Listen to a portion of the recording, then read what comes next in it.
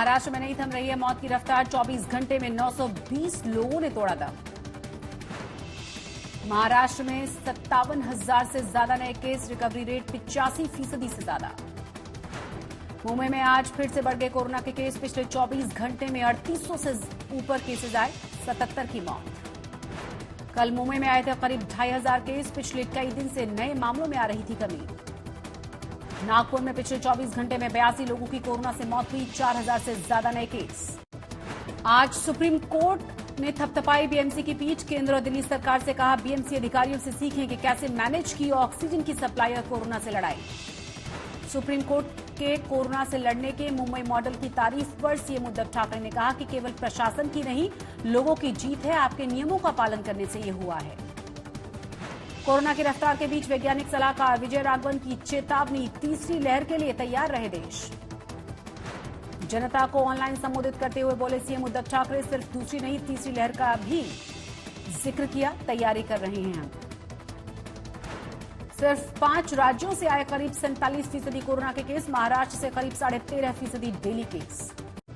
महाराष्ट्र के बीड में वैक्सीनेशन के लिए उमड़ी भारी भीड़, बिगड़े हालात, पुलिस को करना पड़ा लाठीचार्ज। महाराष्ट्र में नौकरियों में मराठा आरक्षण को लेकर सुप्रीम कोर्ट ने असंवैधानिक करार दिया। कहा मराठा आरक्षण 50% सीमा का उल्लंघन है। पहले की नियुक्तियों पर इस फैसले का असर नहीं होगा। कोर्ट ने कहा आरक्षण सिर्फ पिछड़े वर्ग को दिया जा सकता है और मराठा इस कैटेगरी में नहीं आते। सुप्रीम कोर्ट के फैसले पर महाराष्ट्र के सीएम उद्धव ठाकरे का बयान, मराठा आरक्षण के लिए लड़ाई जारी रहेगी। उद्धव ठाकरे ने कहा सुप्रीम कोर्ट के फैसले का स्वागत नहीं हो सकता, लेकिन कोई माहौल बिगाड़ने की कोशिश न करे। मराठा आरक्षण को चुनौती देने वाली वकील जयश्री पाटिल का आरोप, फोन पर दी जा रही हैं उन्हें धमकियां। सुप्रीम कोर्ट के फैसले के खिलाफ मराठा क्रांति मोर्चा पुणे में सदाशिव पीठ के पास प्रदर्शन की कोशिश की गई, पुलिस ने खदेड़ा। मराठा आरक्षण रद्द होने के ठीकरे को बीजेपी ने राज्य सरकार पर फोड़ा। कहा राज्य सरकार ने ठीक से नहीं की थी पैरवी। नवी मुंबई में मराठा मोर्चा के कार्यकर्ता विरोध करने के लिए वाशी टोल नाका पहुंचे, कर दिया चक्का जाम। मुंबई के दादर रेलवे स्टेशन पर आरपीएफ कर्मी ने गर्भवती महिला की बचाई जान, ट्रेन से फिसल गई थी महिला। मास्क न लगाने वालों से मुंबई में पिछले 1 साल से वसूले गए हैं 54 करोड़ रुपए, 26.5 लाख से ज्यादा लोगों को जुर्माना देना पड़ा है। मुंबई में मास्क नहीं लगाने पर है 200 रुपए का जुर्माना। मास्क के नियमों का पालन करवाने के लिए पब्लिक प्लेस पर मार्शल्स भी तैनात किए गए हैं। गुजरात के साड़न इलाके में कोविड प्रोटोकॉल की उड़ी धज्जियां, धार्मिक समारोह में शिरकत करने के लिए लोगों की भीड़ उमड़ी। बलियादेव के जलाभिषेक के लिए उमड़ी थी श्रद्धालुओं की भीड़। बाद में पुलिस ने सरपंच समेत 23 लोगों पर की कार्रवाई। जग्गा जासूस और लूडो जैसी फिल्मों के वीडियो एडिटर रहे अजय शर्मा का कोरोना से दिल्ली के एक अस्पताल में निधन हुआ। घर में पत्नी और 4 साल का बच्चा।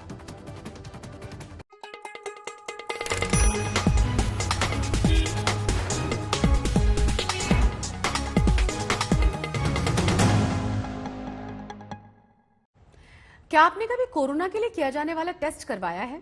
तो आपने वो किट जरूर देखी होगी जिसके जरिए नाक और मुंह से स्वैब लिया जाता है। हम यकीन करके चलते हैं कि ये किट बहुत ही हाइजीन और सभी मानकों का पालन करके बनाई गई होगी। लेकिन आज एक वीडियो वायरल हुआ है जिसमें एक घर में कुछ बच्चे, महिलाएं बैठकर इस किट को तैयार कर रहे थे। जांच में ये पता चला है कि वीडियो मुंबई से सटे उल्लासनगर का है। यहाँ के संत ज्ञानेश्वर नगर में घर घर में स्वैब टेस्टिंग स्टिक की पैकिंग हो रही है। स्थानीय लोगों ने वीडियो बनाकर यह मामला उजागर कर दिया है। अब उल्लासनगर पालिका इसकी जांच में जुट गई है। जिस व्यापारियों ने ये काम हाथ में लिया है उनको कैसे मिला, कौन सी कंपनी ने दिया, क्या दिया, वो एक छानबीन का एक मामला है। उसकी छानबीन संबंधित जो विभाग है, अन्न औषध प्रशासन विभाग और पुलिस डिपार्टमेंट, वो उचित अपने अपने लेवल पे स्तर पे कार्रवाई अवश्य करेंगे। हमारे तरफ से उनका एक अहवाल या रिपोर्ट उस डिपार्टमेंट को गया है कि ऐसी ऐसी चीज़ यहाँ पे हो रही है। इस तरीके की उसकी क्लिप वायरल हुई है। देश में 18 साल की उम्र तक के लोगों के लिए टीकाकरण शुरू तो हो गया है, लेकिन टीके की उपलब्धता भी बेहद कम है। तमाम शहरों में वैक्सीनेशन सेंटर के बाहर लोगों की लंबी कतारें लगी हुई हैं और इंतजार करते हुए लोग नजर आ रहे हैं। मुंबई में भी जो टाइम स्लॉट दिया जाता है, लोग उससे पहले पहुंचकर वहां भीड़ लगा देते हैं, जिससे कि संक्रमण का खतरा और ज्यादा बढ़ जाता है। आज मुंबई के सबसे बड़े वैक्सीनेशन सेंटर पर भी काफी भीड़ उमड़ आई।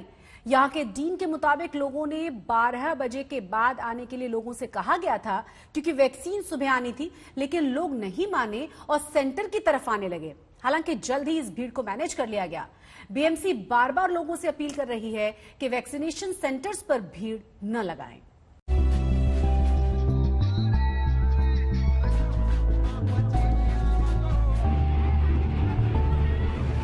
गुजरात के सानंद की ये तस्वीरें आपको बेचैन कर देंगी। सानंद में जलाभिषेक के नाम पर सोशल डिस्टेंसिंग की धज्जियां उड़ा दी गई। पूरा गुजरात कोरोना के कहर से तड़प रहा है, लेकिन सानंद की इन तस्वीरों में संक्रमण को लेकर कहीं कोई फिक्र आपको दिखाई नहीं देगी। यहाँ भक्ति भरे गीत गाए जा रहे हैं, भगवान के नाम पर जयकारे लग रहे हैं, लेकिन किसी को ये डर नहीं है कि उनकी इस भक्ति से कोरोना को कैसे हाहाकार मचाने का मौका मिल जाएगा। इनके चेहरे की तरफ देखिए, किसी चेहरे पर आपको मास्क नहीं दिखेगा। अब गुजरात की ही दूसरी तस्वीर देखिए, एक तरफ सोशल डिस्टेंसिंग की धज्जियां, तो दूसरी तरफ टीका लगाने की जद्दोजहद। एक तरफ कोरोना को लेकर बेफिक्री, तो दूसरी तरफ टीका लगवाने की चिंता। आज तक संवाददाता गोपी घांगर इस ग्रामीण इलाके में पहुंची तो वहां टीके की किल्लत दिखी।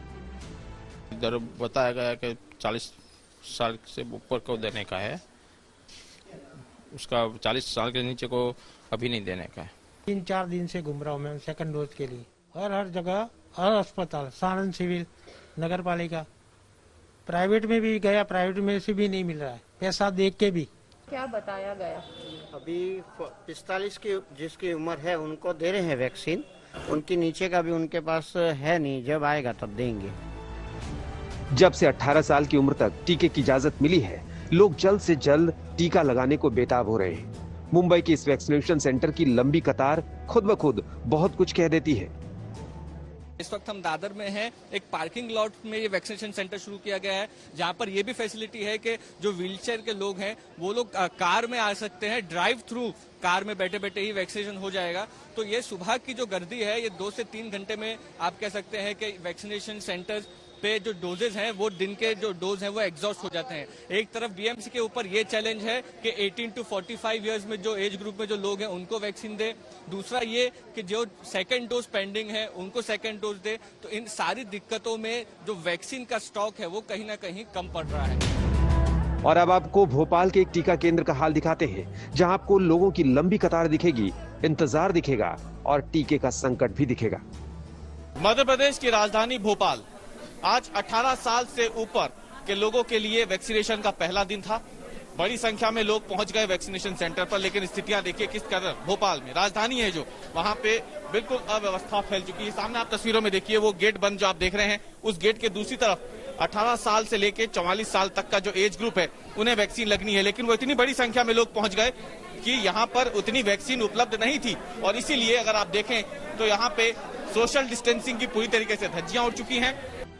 मुंबई हो, भोपाल हो, नागपुर हो या भुवनेश्वर हो, टीके को लेकर मारामारी की तस्वीरें आपको तमाम शहरों से दिखेंगी। अहमदाबाद से गोपी घांगर के साथ रवीश पाल सिंह, भोपाल आज तक। मुंबई में वैक्सीन के लिए अब कार थ्रू का इस्तेमाल किया जा रहा है, जहां सुरक्षित तरीके से अपनी कार के भीतर आप अपना वैक्सीन लगवा सकते हैं। इसका जायजा लिया है हमारी संवाददाता विद्या ने। ड्राइव थ्रू वैक्सीनेशन सेंटर ये उन लोगों के लिए है जो सीनियर सिटीजन्स हैं और वो जो कि गाड़ियों से ज्यादा उतर के जिनको दिक्कत है चलने फिरने में, उन लोगों के लिए, डिफरेंटली एबल्ड जो लोग हैं उनके लिए है। गाड़ियों में आप बैठे रहिए, इंतजार आप यहीं करेंगे, साथ साथ वैक्सीनेशन भी आपको गाड़ी में ही लगेगी। हाँ, आपको गाड़ी के अंदर जब आप ले जाएंगे, यहाँ कोहिनूर का पार्किंग लॉट जो है वहां पर आप गाड़ी में जब जाएंगे तो पार्किंग का चार्ज बस देना पड़ेगा। और वैक्सीनेशन जब आप लगा के वहां थोड़ी देर ऑब्जर्वेशन के लिए रहेंगे, उसके बाद आपको वापस घर जा सकते हैं। कहीं उतरने की जरूरत नहीं है। ये है एक सुविधा जो बीएमसी ने शुरू की है।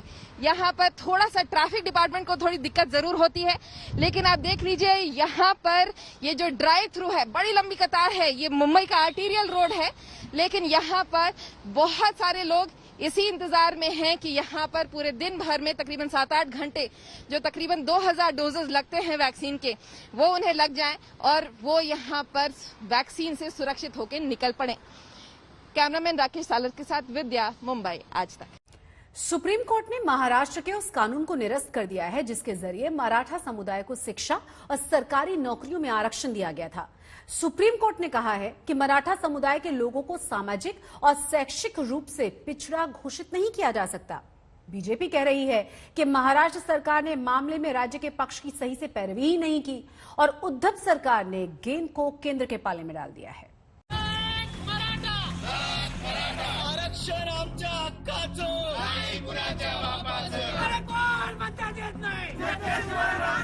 मराठा आरक्षण पर सुप्रीम कोर्ट का फैसला आते ही महाराष्ट्र में कोरोना काल में भी विरोध प्रदर्शन शुरू हो गया है। चंद्रपुर में इस तरह मुंडन करवाकर मराठा समाज के लोगों ने अपना विरोध जताया। पुणे में सदाशिव पीठ के पास भी प्रदर्शन की कोशिश हुई। बुधवार को सुप्रीम कोर्ट ने शिक्षा और नौकरियों में मराठा आरक्षण को असंवैधानिक करार दिया है। अदालत के फैसले के अनुसार अब किसी भी नए शख्स को मराठा आरक्षण के आधार पर कोई नौकरी या कॉलेज में सीट नहीं दी जा सकेगी। मराठा समाज को ये फैसला बिल्कुल नहीं सुहा रहा। एखाद्या समाजाला जरी शैक्षणिक आणि आर्थिक दृष्ट्या जरी मागास असला तर तुम्ही न्याय देऊ शकत नाहीत। लाजिरवाणी गोष्ट आहे। सरकार चालवणं होत नसेल तर राजीनामे द्या आणि घरी बसा, बांगड्या घाला। सुप्रीम कोर्ट ने फैसला सुनाते हुए कहा, मराठा समुदाय को सामाजिक शैक्षणिक रूप से पिछड़ा घोषित नहीं किया जा सकता है। कोर्ट ने कहा कि हम 1992 के उस फैसले की फिर से समीक्षा नहीं करेंगे जिसमें आरक्षण का कोटा 50% पर रोक दिया गया था। कोर्ट ने यह भी कहा कि आज के इस फैसले से पीजी मेडिकल पाठ्यक्रम में किए गए पहले के दाखले वाले छात्र बने रहेंगे और पहले की सभी नियुक्तियों से भी छेड़छाड़ नहीं की जाएगी। यानी मराठा समाज के जिन लोगों को आरक्षण के आधार पर जो नौकरी या दाखले मिले हैं वो बने रहेंगे। इस मामले में 5 जजों ने 3 अलग अलग फैसले दिए, लेकिन सभी ने माना कि मराठा समुदाय को आरक्षण नहीं दिया जा सकता और आरक्षण 50% से ज्यादा नहीं हो सकता। आरक्षण सिर्फ पिछड़ों को दिया जा सकता है और मराठा इस श्रेणी में नहीं आते। महाराष्ट्र सरकार ने इमरजेंसी क्लॉज के तहत आरक्षण दिया था, लेकिन यहाँ कोई इमरजेंसी नहीं थी। इस फैसले के आने के बाद बीजेपी ने महाविकास आघाड़ी सरकार पर हमला बोलते हुए कहा कि सरकार ने अपने पक्ष की पैरवी सही ढंग से नहीं की। बीजेपी ने सरकार पर मराठा आरक्षण को लेकर गंभीर नहीं होने का आरोप लगाया। जिस प्रकार से राज्य सरकार ने ध्यान देने की आवश्यकता थी उसको राज्य सरकार ने नहीं दिया। जो एक समन्वय राज्य सरकार में और वकीलों में होना चाहिए था, वो समन्वय भी हमको नहीं दिखा। कई बार राज्य सरकार के सुप्रीम कोर्ट में सीनियर काउंसिल्स को ये बोलना पड़ा कि हमको कोई इंस्ट्रक्शंस ही नहीं मिले, हमारे पास जानकारी नहीं है। और कुल मिलाकर आज जो फैसला आया है वो निराशाजनक है। अब हमारी सरकार से मांग है कि सरकार ने तुरंत इसके ऊपर सीनियर काउंसिल्स का पैनल तैयार करके और इसमें हम क्या रास्ता निकाल सकते हैं उसका एक पेपर तैयार करना चाहिए और सभी पक्षों को साथ में लाकर एक मीटिंग करनी चाहिए। महाराष्ट्र सरकार ने मराठा आरक्षण पर सुप्रीम कोर्ट के फैसले के बाद गेंद केंद्र सरकार के पाले में डाल दी है। मुख्यमंत्री उद्धव ठाकरे ने फैसले को दुर्भाग्यपूर्ण बताते हुए मुख्यमंत्री ने कहा, केंद्र सरकारला म्हणजे माननीय पंतप्रधान आणि माननीय राष्ट्रपती यांना मी हात जोडून विनंती करतो आहे की आता हा अधिकार आपला आहे हे सर्वोच्च न्यायालयाने सांगितलेले आहे।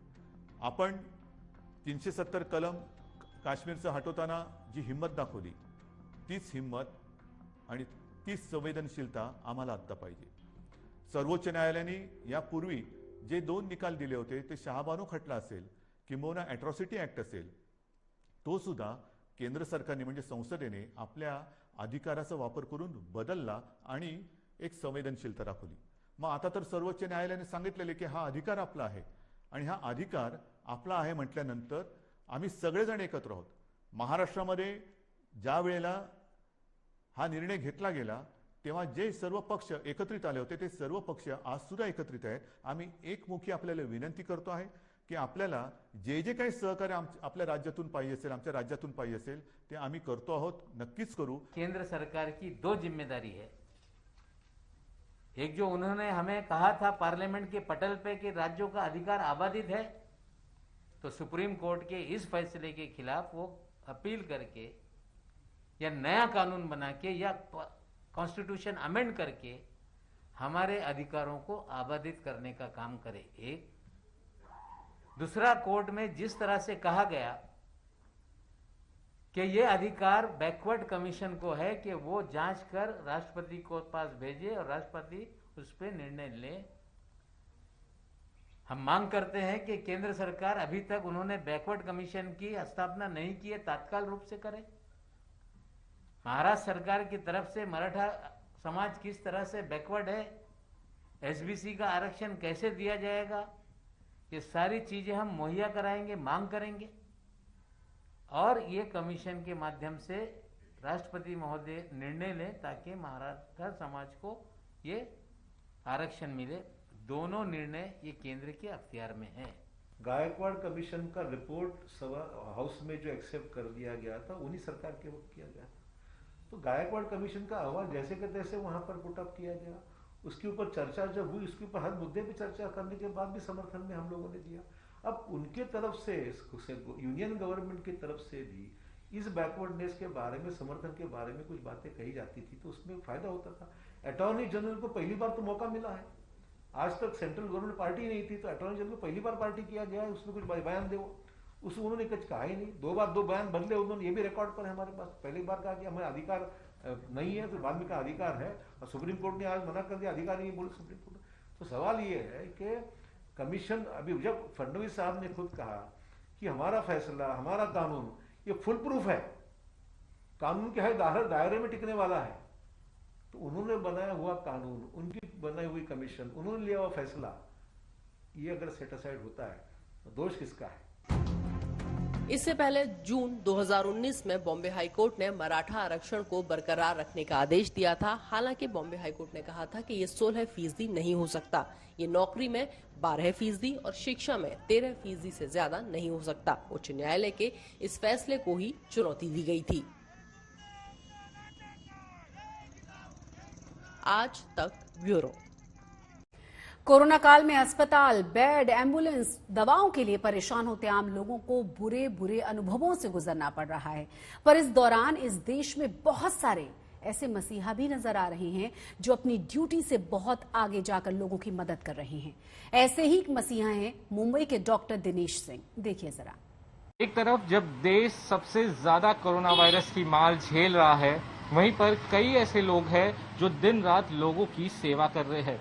इस वक्त मुंबई के खार इलाके में मौजूद है और मिलते हैं डॉक्टर दिनेश सिंह से, जो लगातार 1 साल से बिना रुके दिन रात इस क्लिनिक को खुला रखा है।